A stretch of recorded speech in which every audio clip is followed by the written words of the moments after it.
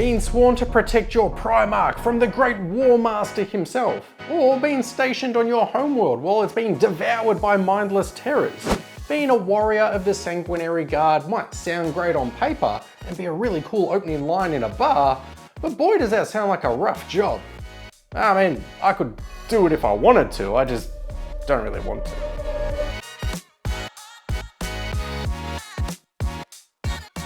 Thank you so much to the amazing team at Emperor for sponsoring this video, and yes, the Blood Angels painting journey continues this week. Did you miss it? You'd better tell me that you did. I'm going to be painting a squad of Sanguinary Guard to hopefully keep the commander of my task force safe. It's an awesome opportunity to paint gold power armor, and I see lots of it visually striking and bright, but if it's going to form part of my custom Blood Angels, it's going to need to be darker. It was neck and neck the last time that you guys and girls voted on which squad we were going to add next to the Blood Angels, and it was the Sanguinary Guard and the Assault Terminators that were well out in front. But then, the incredibly talented community member Will painted up this Commander Dante model for me, and that just pushed it over the edge in favour of the bodyguards. But it all begins with opening up the box and seeing what's inside, so let's get started. I love building and painting minis, and over the last couple of years, the Space Marines of the Blood Angels chapter have been some of my absolute favourite. Alongside the release of the 5th edition Blood Angels Codex in 2010 came the original Sanguinary Guard models. They were 5 models to a box, sported the iconic wings denoting their close relationship to Primarch Sanguinius, and some sculpted bulky muscle armour. In 2024, the models were reimagined and the design changed a little. They grew in size to fit with the Primaris scale increase. We dropped from 5 models in a box to 3, and gone also were those iconic wings. Changes like this can be divisive within the 40k community, but my default is to find ways to be positive. I loved the wing jetpacks, and I also loved kit bashing and customizing models, so I'm still happy. Jumping over to Greytide Studios, and in their Crimson Lord range, I've found some bits that I think will pair well with these models. I've picked out a handful and sent the files over to Proxy Wargaming, who are our friendly local resin printing service, and now I have wing jetpacks again. I will leave a model in sub-assembly if it will make it easier to paint, but I should be able to reach into all of these places. With the models built, I can give them a prime, and I've chosen black. If you want a neat uniform gold, then you can treat yourself to gold straight out of the spray can and obtain an even coat. Or, with a little extra time, you can do as I am and brush paint it on. I sponge stipple the power armour of my Blood Angels Marines for a couple of reasons. First, I love that grimmer, darker look, and secondly, their background lore is that they are cut off from the light of the Imperium and they're falling apart from constant combat, so I want my power armour to reflect that. My initial plan with the gold was to do the same thing, but I was hesitant with how it might turn out, and I sat unproductive for a day or two as I was too scared to pull the trigger. The Discord community gave me the friendly reminder to practice what I preach and to test some recipes on spare models. Awesome idea! See, this is why I keep you around. So I researched other painting guides and brainstormed my own ideas as well, and created a running sheet of recipes for 4 different ways to paint gold. I decided to film that whole process of painting the 4 different Marines, so if you like this particular look of gold and want to see it in even more detail and explanation, plus 3 alternate styles, you're in luck. I'll be editing that as we speak, so give me a couple of days and it'll be up as well. Now, the Sanguinary Guard in the Warhammer 40k universe. Captain Antargo said of them, "Ascending to the Sanguinary Guard is an honour beyond compare. Those granted the honour become more than simple warriors. They are shining examples of Sanguinius's values and instruments of his undying vengeance." They are the most elite veteran Astartes of the Blood Angels. But it's not a mere battlefield promotion, it is likened to entering a brotherhood of mortals become gods, and to continue a legend already 10,000 years old. The Sanguinary Guard serve as the Blood Angels version of an honour guard. They were created to serve as the personal bodyguard for Primarch Sanguinius, and now, occasionally they're assigned as guards for other commanders. Remember that bit, as soon I'll aim to push them into my own narrative. Each warrior wields a blade known as an Encarmine sword, which is a master-crafted power sword. And as I mentioned earlier, so far they've had a pretty rough run at it. During the Siege of Terra with the whole heresy debacle, one was left behind on Earth, whilst the others were all slain aboard the Vengeful Spirit. And then later down the line, during the devastation of Baal, all but one Sanguinary Guard were killed again. It wasn't the same one that survived each time though. Be a bit suspicious if it were. Now, some of this gold I will end up painting over later with accent colours, but I'm really enjoying how it looks. You'll have spotted the big difference already with any other gold that I've painted on the channel before, and that's the green. Normally I run with a red-brown wash if I want a neat and tidy warm gold. I go with a dark brown wash if I want it a bit aged and dirtier, but I tested greens with my 4 practice Space Marines because I was being a bit silly and couldn't think of a 4th style, so figured I would test a new approach for my Nurgle corrupted Death Guard. And holy smokes, I think it's perfect for this. Remember in my custom Space Marine task force, they're not allowed to have clean, bright, shiny gold armour. You and I, as citizens of this distant world, are seeing these Space Marines at their absolute worst, likely moments before they fall. The rest of my army can be sponged and stippled, but I love this old gold-aged look for the Honor Guard. I don't think the green makes it look sickly at all, but instead just tired and sad. Couple of really important shout outs today. As I mentioned, Will from our community Discord is now dipping his toes into commission painting of minis. It was really important to me to support him by being his first customer, and in turn that will support you, because if you'd love some incredibly painted minis like Dante here, then you can get in contact with Will. Editor Mike will put some details for Will on the screen and also down in the video description below if you'd like to reach out and get in touch with him. Thanks, Editor Mike. And Emperor are an Australian retailer of minis, and they've supported the channel and specifically the Blood Angels painting series from the very beginning, which is amazing of them.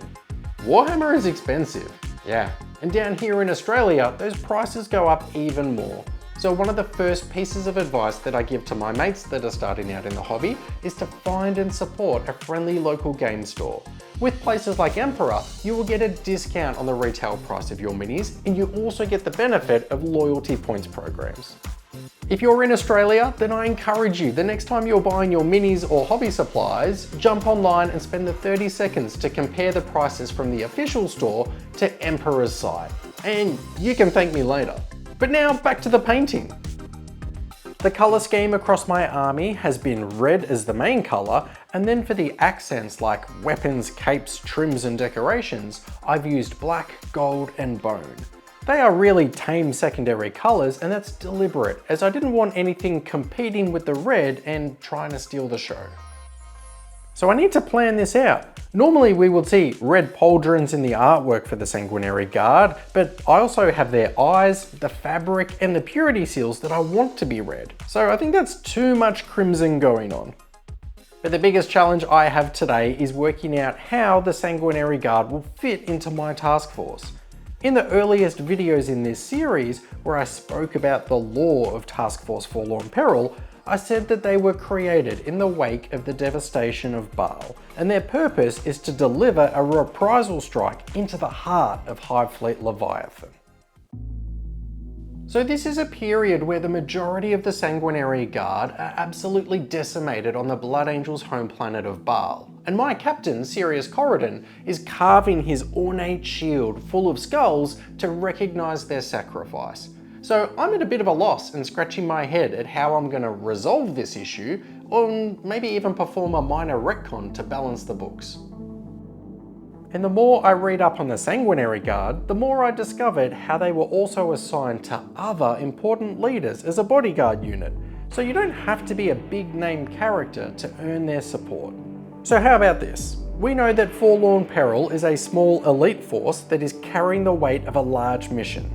The importance of slowing the spread, the great devouring of the Tyranid fleets, cannot be overstated. Plus, the depth of leadership on this vessel is limited. Then I think it's absolutely reasonable that High Command would allocate 3 of the chapter's most elite warriors to keeping Corridon alive to achieve the mission. I love this, and we know that Captain Corridon was mission focused, but when they were ejected from the warp onto this distant world where the local populace are being overrun by a Tyranid swarm, that he had to face an incredibly difficult decision.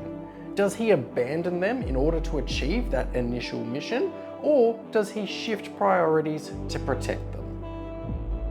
We knew he had different advisors and brothers in his ear, like the chaplain and the librarian dreadnought to guide him, but if the ancient librarian is steering him towards saving the mortal humans, I love that the Sanguinary Guard would surely be in his other ear, reminding him that he's been allocated their bodies as protection solely for the mission to locate and destroy a synaptic hive network.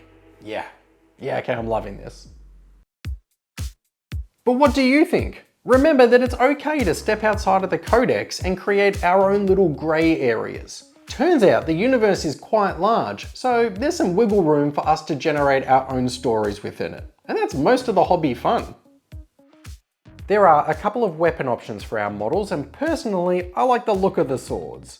And in the box art, they have that power sword lightning paint job, which is gorgeous. But the other models in my army have that blue gradient crystal look to them, which I've enjoyed, so I'm going to continue them in that style.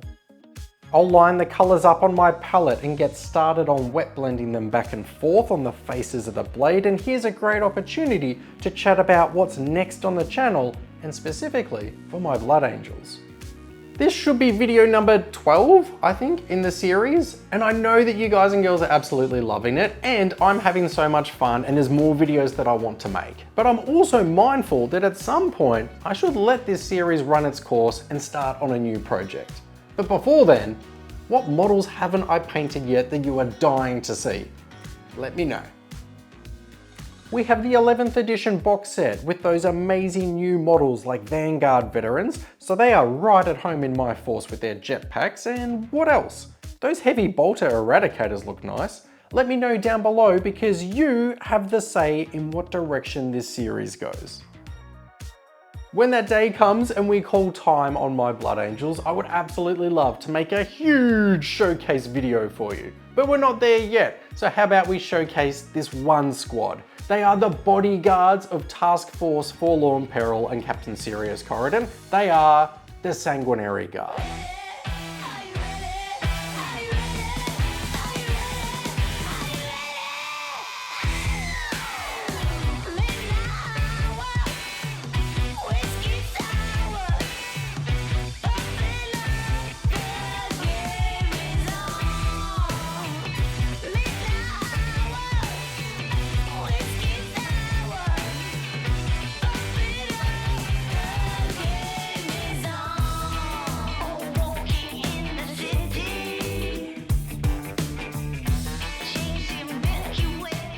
You are all amazing for hanging out with me on the video today. And you know who else is amazing? These channel Patreon members.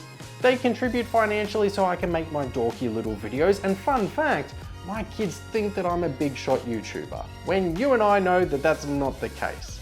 And no one tell them that I'm down in the basement just telling terrible jokes. It will break their little hearts. But thank you so much to the channel Patreon members. Because of your support, you are some kind of magnificent ancient bodyguard with an aura about you, a golden aura in fact.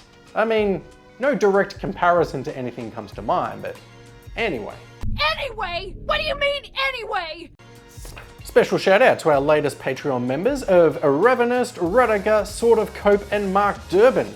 Mark, I've been told to give you a special shout out from Gordon because you recommended an amazing RPG for us to play on the podcast, which is available on all good podcasting platforms. And Rudiger, just understand that I get that Simpsons reference, and I appreciate it. I'm having so much fun making these videos because each of you make me feel like I belong, and it's a cool way for us to be able to hang out. And I can't wait to do it again on the next video. I've been Mike, this has been Flashing Badger Painting, and I will see you then.